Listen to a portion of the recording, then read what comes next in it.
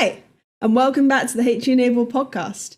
This is the show all about sharing our experiences of disability, neurodiversity, and long-term health conditions in the British higher education system. I'm Cath, and this week I am joined by Emily. Emily is a fellow linguist who will be starting a PhD in the perceptual effects of clear speech in people with ADHD this month, I believe. Their research, like my own, stems from an adult diagnosis of ADHD, which I'm sure we'll get into today. So, hi Emily, how's it going? Hi, yeah, I'm okay. How are you? I'm good, thank you. Please can you introduce yourself to the listeners and share a little bit about your background in higher education? So I'm on to my third degree now. I'm part of the furniture. So I have been to Uni of York for all three of my degrees. So I started off with a BA in linguistics and Italian. And I have just graduated from my MSc in forensic speech science. And yeah, like Cath was saying, on the 15th of September, I will be starting my PhD in psycholinguistics, which looks at the effects of speech perception with people with ADHD. So I'm combining linguistics and neuroscience, see if we can get people to process information better, see if when we're in education, medical settings, if there's any way that we can get people with ADHD to process that information better. Yeah, it should be good. That is wonderful. Congratulations on your master's, by the way. Thank you. That is a big achievement, and with a wonderful team at York. I love those guys. The ones that I know. They're good. Right. Next question. If you are comfortable saying, how did your disability impact your experience of higher education? So I went into my degree with undiagnosed. I didn't get my diagnosis until the end of second year. And so I kind of spent the first 2 years of my degree being like, I'm just maybe lazier than these guys. I don't understand things as much, or I do understand things. I understood phonetics. That's my thing. Really easily, and it became something that I kind of eat, sleep, breathe phonetics, and only now do I realise that was a hyperfixation. And so I kind of I struggled a little bit. I say that's such an understatement. I struggled a lot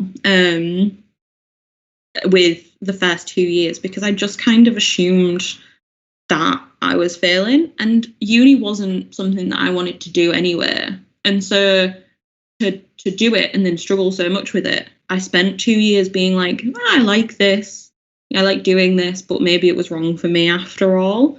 Especially because I really remember one time talking to everyone about revision techniques and what we were going to do during our exams and what essays we needed to still do. And all I could think about was the fact that after I finished all of my essays, I'd be able to spend more time on my hyperfixations, watching TV shows. I was like, this does not feel normal. Yeah, but the only thing that got me through those 2 years undiagnosed was the 24-hour exams, which we had because of COVID. And that was I don't know, it was a thing that I don't think they do anymore, which is a massive shame, because that was what got me through. And it was also half what got me thinking about having ADHD, because I was like, there has to be a reason why I can't revise. There has to be a reason why it was absolutely impossible for me during GCSE and A-level to do any revision. But yeah, it's a shame that they don't do that. But I think I had a really mixed experience because I didn't realise that I had ADHD until basically third year. So I think it might have been me. It might have been. I have a memory of us walking back from campus together because we were on the same scholarship program, which is how we knew each other. And I was just I kind of heard all these things. I'd got my diagnosis, or I was on the waiting list. I think I might have just got it in my third year. And I was just like, have you looked at having an ADHD diagnosis? You sound very similar to, it sounded very similar to my experiences. I actually think we had this exact conversation about 24-hour exams on the corner at the top of my street. I have such a vivid memory And you, saying, I also really struggle with revision and I really like the 24-hour exams. Do you know about ADHD? Have I started this whole thing? I'm so sorry. You might have. This is my fault. You might have been the root cause. Uh-oh. Guilty. Right. We kind of already touched on this, just in terms of like facing obstacles. But did you face like any other obstacles during your experience of uni? Did you overcome them? And if so, how?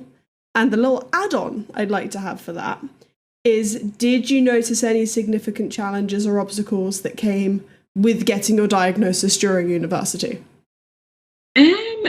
I think one of the biggest ones was that I was so burnt out. I was so burnt out all of the time. And like, I feel like a lot of the people who were experiencing burnout at uni, especially like with it being Uni of York, it's like a Russell group, stuff like that.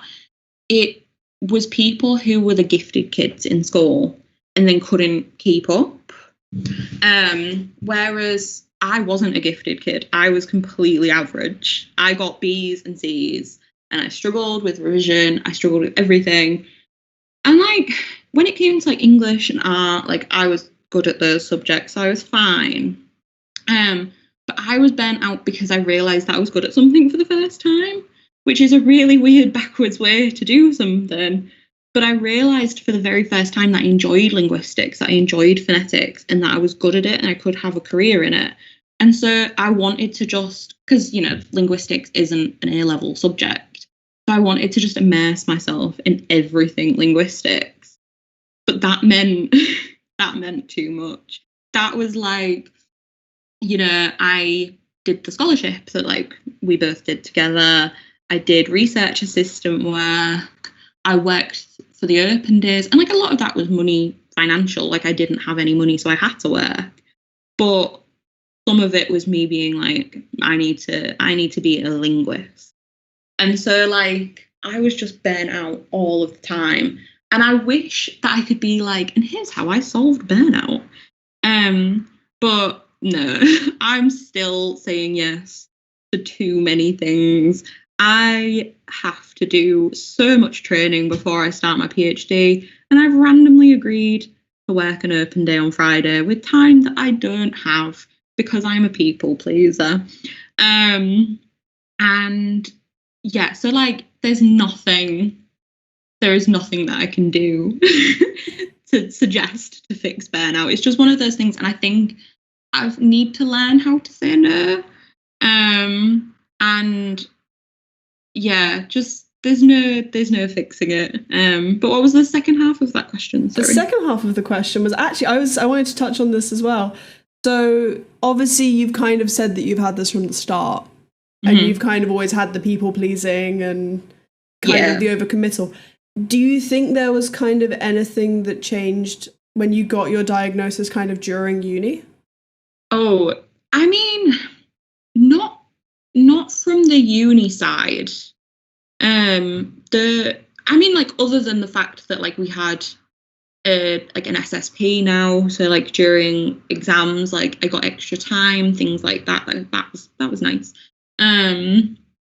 But actually getting my diagnosis was harder for being in uni. I remember people, like the psychiatrist who assessed me was like, "Oh, but you're intelligent." And I was like, "Yes, well, thank you, but I don't know if that has anything to do with ADHD." And he was just like, "But you're like an academic. You do research. You're doing a scholarship. Clearly, like you've got a lot on your plate. You can juggle a lot of things. Like, are you sure you have these symptoms?" And I was like, "Yeah."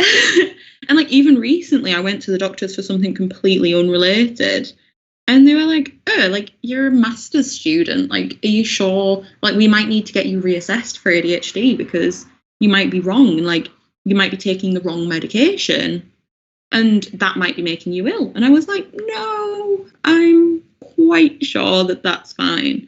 And I think like there's some weird, it's definitely ableism, that there's the idea that people can either be disabled or smart.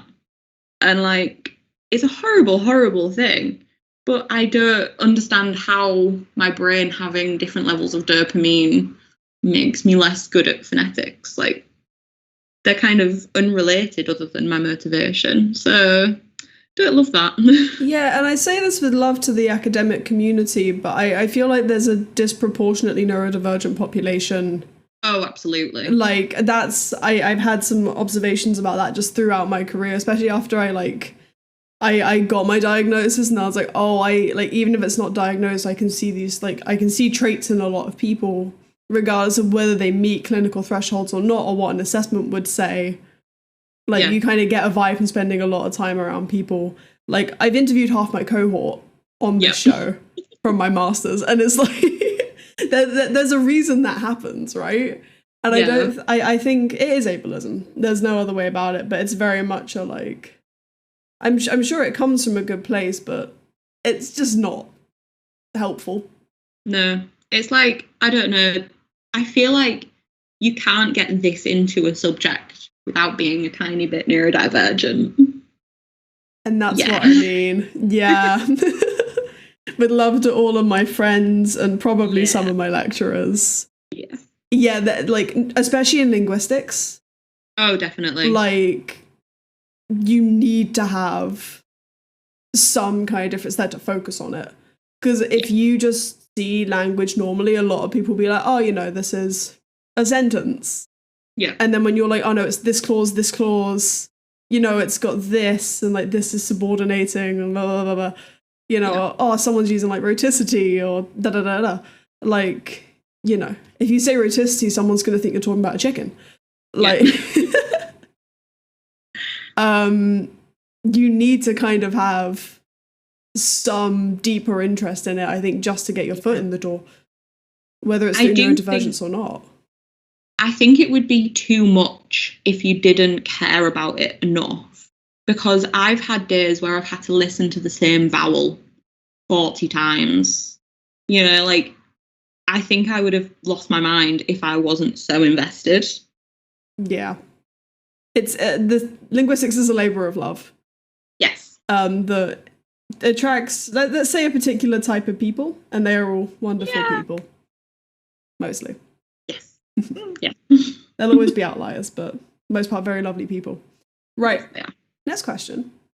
Thanks. Were there any clubs, societies, or initiatives that made a significant positive difference to your experience of higher education?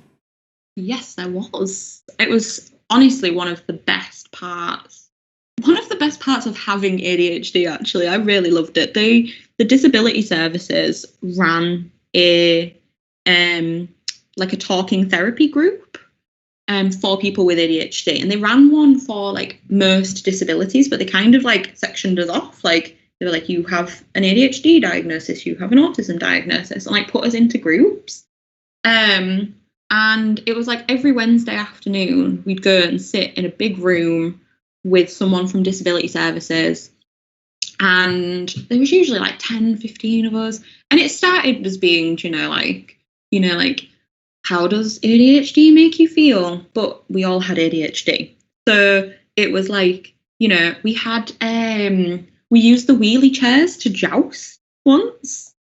I love that.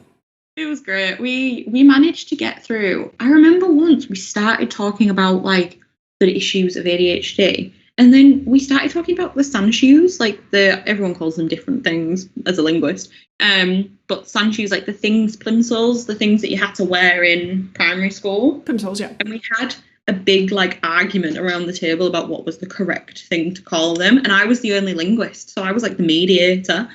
But I'm still friends with most people. I saw one of my friends that I made in that group on a train the other day, and like we just got to yapping again. Like, we're really good friends still. And it's such like, I don't know if anyone's listening like who's from like who goes to York, but I think it's still an initiative that they run, and like it's so worth it. It was so good to just, I'd never masked in that group because everyone had ADHD, and so like you could just yap. And like I sometimes felt really guilty for having hyperfixations that I couldn't help but talk about. And in that group, we just went around the group and talked about our hyperfixations. Like, it was lovely to go to it, really. I wish I'd known about that. Yeah. Oh, I can't believe you didn't. I didn't know about that. I was like, I assumed you did. no. Oh, it was so good. Oh, missed opportunity. That sounds really cool. Did they give you like biscuits and stuff as well? They absolutely gave us biscuits. Oh, mate, I'm devastated. It was great. Oh.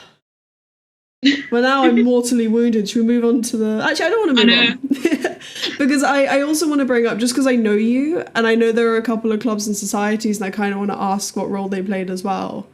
Obviously, we did the same scholarship, but you also did a lot of work with the York Linguistics Society. And may I just say, your committee did a wonderful job of bringing back what was effectively a dead society I was once on committee for. How did that kind of... Given that your hyperfocus is in linguistics and like phonetics specifically, do you think that that kind of played a good role for you as well? Yeah, I mean, I think it really helped as an outlet of people, because obviously if you're going to join the Linguistics Society, it probably means that you want to talk about linguistics outside of your degree. And so like we had a lot of people who came because they also were in a very similar boat and they wanted to talk about linguistics a lot. So it was just like a really nice outlet for people to like, and we used to kind of put on presentations. We used to like have weekly presentations about like, well, not weekly, but like one of our weeks on the timetable would be like presentations where people could deliver interesting things about linguistics. And like we'd collab with people, things like that. And I think those are really nice things. Like I was in FemSoc and that was the same sort of thing. Like another thing that I'm very interested in is like feminism. And that was really nice. I mean, I was on the blog. I wrote the blog with my friend and we just got to basically yap about feminism on a blog as part of, you know, and get to see our friends, things like that. I think that was nice. It also gave me a bit of structure because outside of my degree, people were depending on me to write a blog or make the Instagram posts for the Linguistics Society or things like that. Those are really nice things to do, to be fair. Yeah.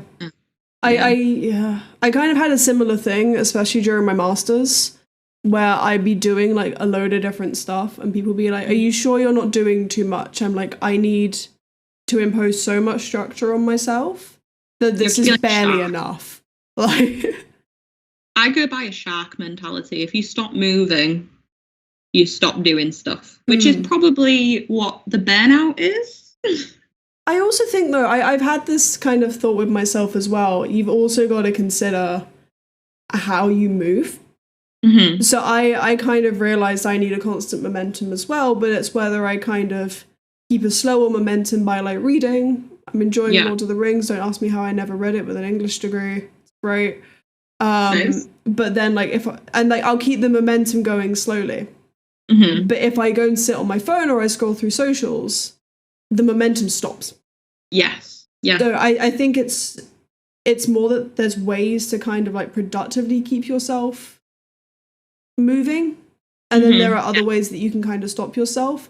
Both can be restful. Well, one of them is more restful than the other. I don't think doom scrolling is very restful. But it's kind of how you choose to keep yourself moving. Yeah, I also think like, you know, a lot of the Linguistic Society things, the FemSoc things were just like a bunch of people who have the same interests, going out for pizza, going out for drinks, like things like that. So it wasn't taxing. And, you know, it was a little bit because I have to mask in front of people. So I would get home and then have to do a little bit of doom scrolling just to like regulate myself. But I say that doom scrolling never helps anyone. No. But like I'd have to just like go on Animal Crossing just to like not have a single thought. But they were really nice ways to see people while you're not doing uni work, but you're also not doom scrolling. Yeah. I think I got over the masking situation by becoming just the court jester of my cohort. Nice. And I, you know, you're kind of, oh no, they're just fun. And wear fun shirts and I could kind of get away with it, but it could still be exhausting. Yes. Right. That was nice. I liked that. Yeah. Let's go to the next one. You've kind of mentioned like how your hyperfocus has helped you a lot already. Yeah. Have you experienced any instances of your ADHD kind of proving helpful in a university setting? No. That's fair. I think it's fine. It is like, you know, there's been ways that it's helped me. I mean, namely, I'm doing a PhD on ADHD, so I have to give it a little honourable mention. But I think there's a tendency to, I don't know if this is a good comparison at all. This might be a horrible comparison. But when people try to like reclaim slurs, things like that, it feels very similar to me of people trying to like reclaim the idea of disability and people going like, it's a superpower. I love having a disability. I wouldn't change it. I would. If I could not have ADHD, I wouldn't. I would love to not have ADHD, but I do. And so there's not a lot I can do about that. And I kind of have to find a workaround. And my brain works differently, but only because I have to go the long way. So if you're going the long way around something, you're bound to bump into new ideas on the longer path, or you're bound to find out new shortcuts because you're tired. You know, like, I don't think differently because I've got some magical brain that's bestowed upon me the gift of ADHD. I think differently because I have to, and it's like a survival instinct. So like, you know, it makes me feel like part of a cohort, you know, like with the group. You know, I wouldn't have made those friends if I didn't have ADHD because I had no reason to know them. You know, I went to that group and met them, but otherwise, like, there's no real thing that like I don't love having ADHD. Yeah. You know, like, it's got me here, and I'm like, I say it's got me here. I've got me here despite ADHD. I haven't got myself here because of ADHD. So, yeah, instinctively, I want to say no, it hasn't helped me. That's fair. I mean, it's one of the reasons I really like asking this question is because people tend to like romanticize the idea of superpowers a lot. Mm-hmm. And some of the people I've interviewed, actually more than I expected, Yeah. were like, oh, yeah, no, like, my ASD, ADHD, dyslexia, you know, has actually helped me do this, that, and the other. And I'm like... And then I reflect on my own experiences. I'm like, that's really surprising. Like, I'm really happy for them. But I think I kind of sit in the middle of kind of that and your camp as well. Because like, I wouldn't have this show. Yeah. If I hadn't got my diagnosis, right? But also, trying to do anything is horrible. Yeah, like, I probably wouldn't be doing my PhD topic, and it's given me a very like sensitive insight to it because like I know what I go through, and so I want to help to find things that benefit us. And so like I am, you know, I like having ADHD because it gives me the insight, and like it's given me a good research topic basically. But like, you know, it's otherwise everything, like you say, everything's a nightmare. Yeah, I think we're quite similar thinkers in that regard. Yeah. It's got good things, but like it's because you have to kind of get through a lot of bad. Yeah. Right. We are blazing through these questions. I'm loving these answers. This is wonderful. Next one. Is there anything you wish you'd known about university before starting? One of the things is what we were talking about earlier. This was when we were recording. We had like an hour chat before, like an hour and a half chat. It's all everything's just blending into one. But it's about the idea of like everyone being neurodivergent. Not everyone. A lot of people being neurodivergent to get to this level of education. You know, like your brains to be able to be this focused on a subject, you may be a little bit neurodivergent, and so like. It ends up being that your lecturers have the same level of passion or the same level of like neurodivergence as you. And I think in secondary school, it was very much like, if you're not normal, I did air quotes there, you know, because I realised no one can see. if you're not like neurotypical, if you're not like acting the exact way that your teachers expect you to act, then, you know, they're gonna think that you're just kind of failing on purpose, being naughty, like things like that. Whereas like I've noticed in undergrad, like even before I was diagnosed, that like people are so much more willing to help you even without knowing that you're neurodivergent. Like, because I didn't know that I was neurodivergent. It's very much like, you know, if you don't know how to do it this way, there's 3 million other ways to do things, which is quite nice. And you also find yourself relating to your lecturers a lot more than being like, you know, like if they don't reply to your emails, like you also haven't replied to their emails for a week, you know, like you feel a little bit more understood in a way than in school.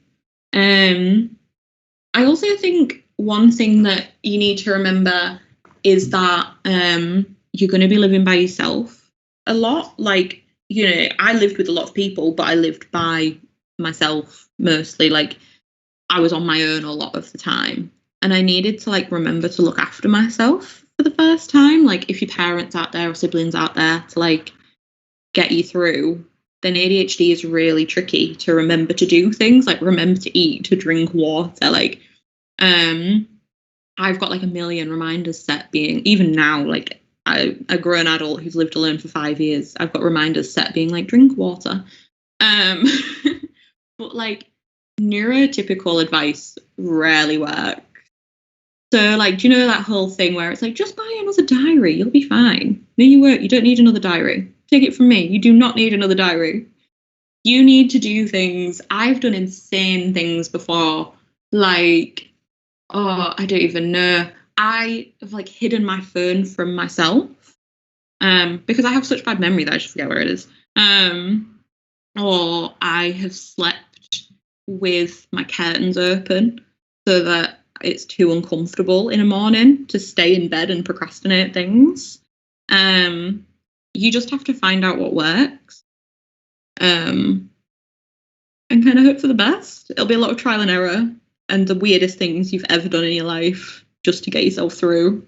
Yeah, I used to have a bookshelf like above my desk during my second year accommodation, my master's, and my phone would just live up there if I needed to do anything. Yes. I'm going to actually shout out, I have the ADHD Survival Guide series. Oh, no. I try and cover those topics in there. It's very much like food. I think food is a hard one, especially because if you're on stimulant medication, those are also, and many people don't know this, medical grade appetite suppressants. Yes. No, yes, they are. You have to kind of have to be, you can't just eat when you feel hungry. You won't feel hungry. Ooh, my top tip for that is that get in like different supermarkets. I don't know which supermarkets I'm allowed to name. They they do like protein bars. And I used to put protein bars in my top drawer, like in my bedside drawer, take my ADHD medication at like 6:30 in the morning, eat like a protein bar then, and then just go back to sleep. Because then I didn't have to go down to the kitchen to make myself breakfast. And I could take it when it needed to be taken, but then still maybe get like another hour's sleep, but wake up having eaten something. Because when you take them, the appetite suppressant like kicks in within like 10 minutes, I would say. I don't know about you, but like it kicks in really fast. So I used to like have one of these little cereal bars, protein bars, and then take my ADHD medication and then just conk back out for an hour. Yeah, it worked really well. When I was on medication, I haven't been for a while, I need to look at it again. But I would, I was like, it made me a creature of habit. Yeah. I think I have ASD traits as well, and I was just like, oh, this is really nice. But it was very much like, I'd have my like Huel and an apple in the morning. Yes. And then I'd like go into uni and I'd just kind of do stuff until I thought it was lunchtime. Yes. Eat something and then just go. I think it helps a lot more when your day kind of has intrinsic structure. Yeah. Like, even though I wasn't medicated, in the last term of my master's, I had a really solid routine. And that was like, I could just go out and eat at 1 And it was good because my attention was running out anyway. I needed to get out and do something. So I'd walk to co-op, get some food, walk back. And it kind of just became like some kind of regulation break. Just to remember to eat something. And I have my stomach doesn't really rumble. Like, I don't really get hungry in the same sense. Like, I can feel hunger, but like I'm not that aware of it. And like, it's quite good in a uni kitchen that when you hear pots and pans start to clatter about, you can be a bit like, oh, I should be making tea right now. But yeah, living alone, it's got to the point where like my girlfriends have to be like, have you eaten today? And I'm like, yeah. Yeah, I think it was I had a really bad burnout at the end of my bachelor's. And then my parents and my partner came to visit in my first couple months of Oxford, and I was so overwhelmed that I hadn't been taking care of myself properly, and my poor partner just came in and just made me a bulk cook for like 4 days. And it's like probably the reason I kind of stayed on the rails was that I had the time to kind of get everything else in order, and then I could like look after myself. Still cook, yeah. But sometimes it just takes another person. Yes. Like, to just look after you. You just need babying every now and then, and that's okay. Yeah. Everyone should have the opportunity to be looked after. Yeah. It's healthy. Especially like not living with your parents. Yeah. Like, you know, I was lucky enough that like my parents were like very supportive of me, like struggling and things like that when I lived at home, but now I don't live at home. You know, there's no one really to be like, okay, you haven't eaten, I'm gonna go make you some food. Yeah, it was just like something on your phone that's like, have you eaten? Yeah. It's not quite the same. Yeah. But that's, I think, where peer support comes in. But if you both have ADHD, then people might not ask. Yeah, my girlfriend has ADHD, and we just kind of bounce off of each other, being like, have you eaten? Have you eaten? Yeah. Yeah. Not great. We feed ourselves. Yeah, it's fine. Right, next question. I want to kind of zoom out for a second. Yeah. And just ask you, like, how do you think we can improve the experience of higher education, both as individuals and as a society?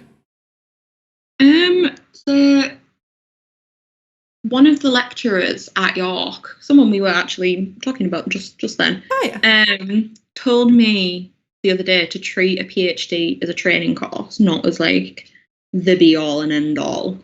And I think like having a disability in higher education can make you feel like you're already at a disadvantage.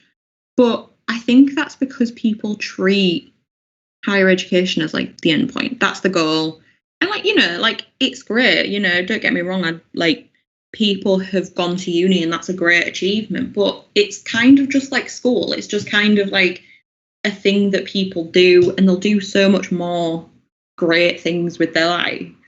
And I think like the way that we could maybe make people with disabilities have, you know, less burnout, less feelings of like inadequacy, is to treat uni as what it is. And like, it's not some sort of magical thing that only like the best of the best get to go to or something like that. It's just a training course. It's just a way to make yourself better, like better, I'll say with air quotes again, like more educated about the world. Like, and that doesn't matter if it's about your course or just about like who you are as a person. You know, like I think I learned so much more about who I am as a person than I actually did about linguistics. And so like, I think the only way that we're going to improve higher education for people with disabilities is to stop treating it as this prestigious thing and treat it as just something that we're training towards, because like people end up feeling like they're failing at life when they graduate at like 21. Like 21 is a child, you know.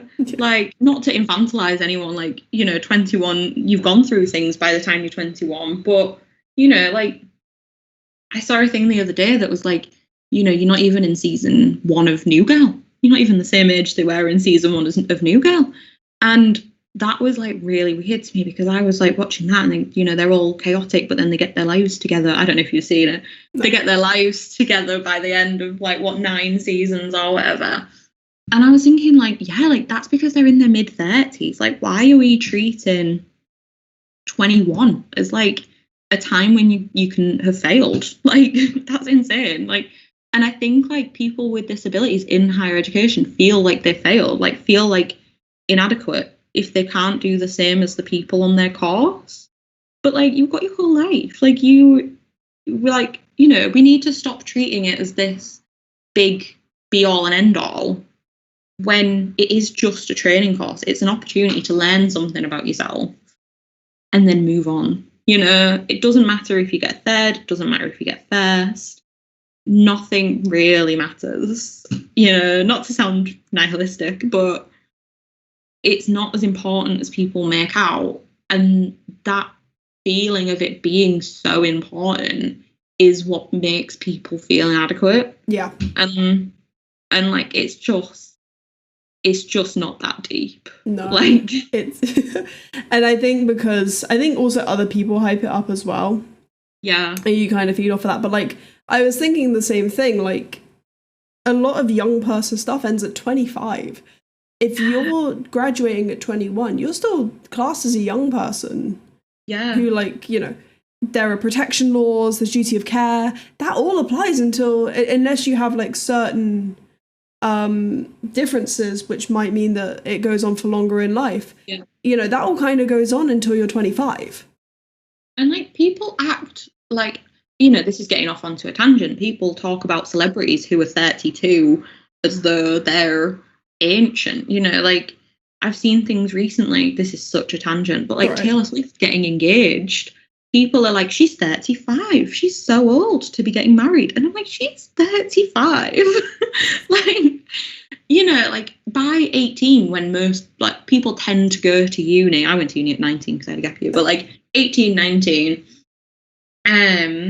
you know, you've been a legal adult for 10 minutes. You know, when you graduate uni, people tend to have been a legal adult for 3-4 years. Like, you know, it's like being a toddler. Yeah. You know? Just with taxes and yeah. But there's so much pressure that it feels like people without disabilities are at like level 0, and people with disabilities are a level like -3. And we both have to make the same climb up. And then it's like, why am I only at level 2? This is such a strange analogy. Why am I only at level 2 when people without disabilities are now at level 7? And it's like, no, you've done the same. It's fine. Yeah. It's just harder for you. Honestly. And you started at a worse off point. Yeah. No, I get that. There just needs to be less pressure. Yeah. All right, we're going to rapid fire. Okay. This is the last few. You ready? Okay. So, they're nicer questions. What are you kind of doing nowadays, and how have your past experiences affected this?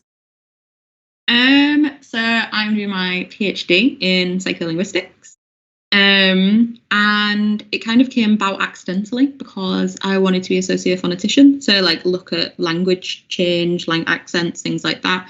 And I just kind of realized that there was nothing on ADHD ever. Like, there's things about children. I'm a grown adult woman. So nothing applied to me. Like, even my research now, all of the papers that I'm reading are like, yeah, toddlers process speech this way when they have ADHD. And I'm like, cool, I'm 24 years old.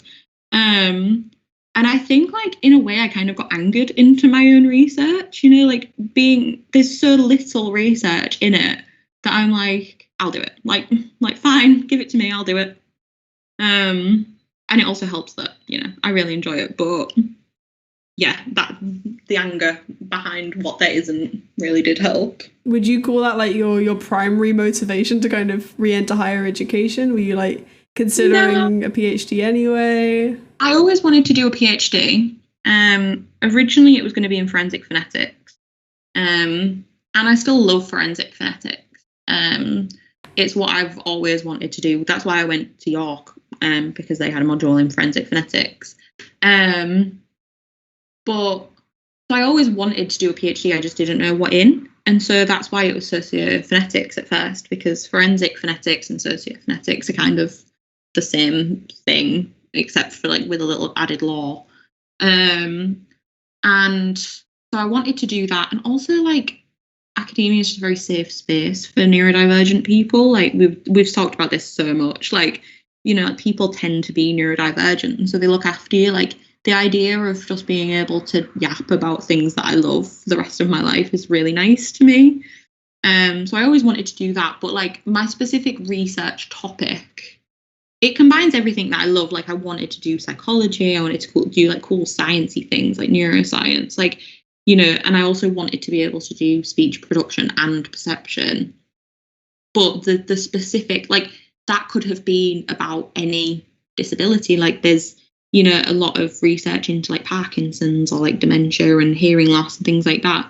But like the specific nature of like doing it in ADHD was half driven by being like, well, there's no research in this, so I'll do it myself. Loving spite. Yes. Right. We made to our last question.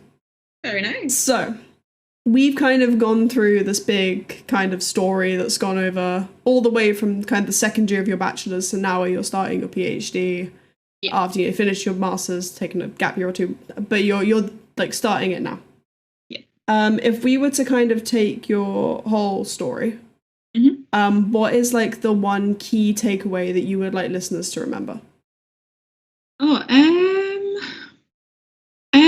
I think like that there's no one way to advocate for yourself. Like, you know, you don't have to do a PhD in your disability. I've just ended up here.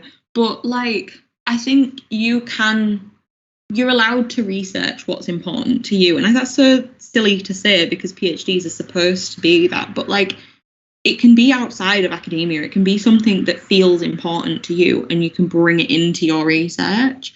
And like, there's also very like passive ways to like advocate for yourself. Like, you know, just talking about having a disability, like if you feel comfortable with it, like, you know, people have a very like limited understanding of what ADHD is. They think it's the 5-year-old boy in a classroom who throws a chair across the room.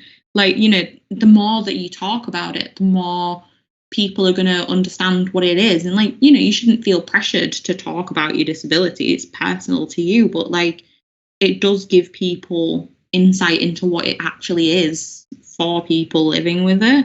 And like that can be very like passive activism. Like, you know, you can just talk about your hyperfixations. I have been told a million times to shut up when it comes to my hyperfixations, that I'm being annoying, that I'm being too much, that, you know, like I need to stop talking about it. But like, why? Because like people talk about football. People, you know, people go into the streets with football tattoos like on their chest and shout at people. Like I'm allowed to talk about a TV show that I like. And like, I think just that like sticking up for yourself and being like, no, this is a part of my disability. Like, you know, and if it isn't, even if it wasn't, I should be allowed to express myself as a human being.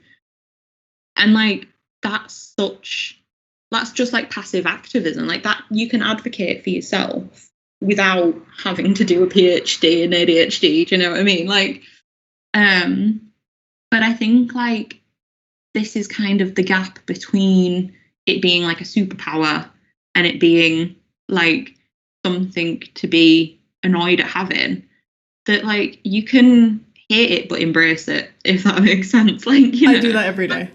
I'm mad at having ADHD, but it's not going anywhere, so I better get used to it and the people around me better get used to it. And it's reached a point where most of the people that I surround myself are neurodivergent to some respect. And that just makes life so much easier. You know, like people who respect you for your existence, or I mean, I should say people who don't respect you for your existence shouldn't be in your life. If anyone has a problem with the fact that you have ADHD or you have any sort of other disability and think that you're being annoying or too much or asking too much for people to accommodate your disability, just shouldn't be in your life. Yeah. You know, I'm 24, but I'm too old for that. Do you know what I mean? Yeah. One of the reasons I love having guests with ADHD on is you ask for a message and you get about 5, but they're all so wonderful and thought-provoking. Like, I'm not going to stop it. I have like 30 thoughts a second, so... We're going to make a bullet point list that's going to be in the description of the show. Yes. Yeah. Right. I mean, to be honest, just as a quick kind of addendum, that's the reason I made this show, right? Is so that people can normalize sharing their experiences. And I think I've always loved your story, especially I think it is pretty similar to mine in many respects. And I've kind of related to it a lot, but I've been like so glad to have you on today. Yeah, it's been nice. It's been wonderful. Good. Right, let's wrap up. So the HE Enable podcast is a show all about sharing our experiences of disability, neurodiversity, and long-term health conditions within the British higher education system. I'm always looking for people to come on and share their story. If that's something you'd be interested in doing, the contact email is in the show description. And I would absolutely love to hear from you. Right, Emily, we're done. Thank you so much for coming on. Thank you. Cool, take care.